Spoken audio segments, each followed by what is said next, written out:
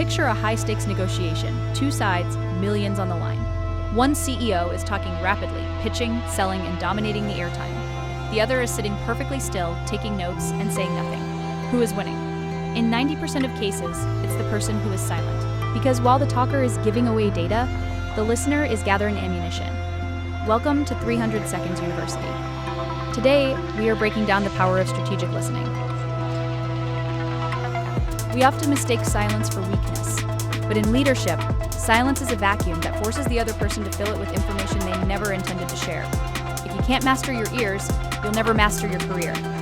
Why are we so bad at this? It's a psychological phenomenon called biased assimilation. We don't listen to learn, we listen to confirm what we already believe. When someone speaks, our brain is already filtering their words through our own ego. Think about your last meeting. Were you actually hearing your colleague, or were you just waiting for them to take a breath so you could jump in with your brilliant idea? That is, wait to speak syndrome. It kills innovation and breeds resentment. When a leader stops listening, the team stops sharing. And when the team stops sharing, the leader starts making decisions in a vacuum. That is how billion-dollar companies fail. It starts with one ignored suggestion in a hallway. Let's go deeper into the engine of this strategy: tactical empathy. In the 300 Seconds University, we define it differently than most. It isn't about being nice. It is the fluid intelligence required to recognize the perspective of your counterpart without necessarily agreeing with it. It's not about emotion, it's about accuracy. When you use tactical empathy, you are performing a diagnostic scan of the room. You are listening for hidden drivers.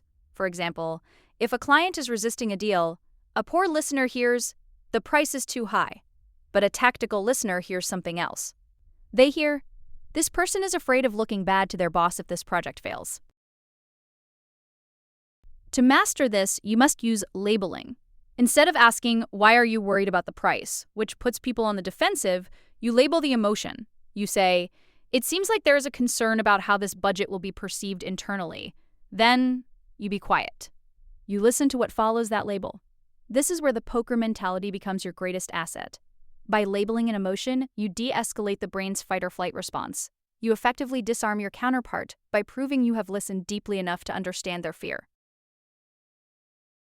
To reach elite-level listening, you need a framework. Step 1, the 2-second rule. When someone stops talking, wait 2 full seconds. Often, they will add a postscript that is more honest than their prepared speech. Step 2, the clarification loop. Never say, "I understand." Instead, say, "Correct me if I'm wrong, but it sounds like you're concerned about X because of Y." This forces them to validate your listening. Step 3, removing the internal monologue. Imagine you are a court reporter. Your job is to record the data, not to judge it. You can judge it after the meeting, but while they are talking, your ego must be offline. Listening is a muscle. If it's weak, it's because you haven't trained it. Your challenge for this week is the 80-20 meeting.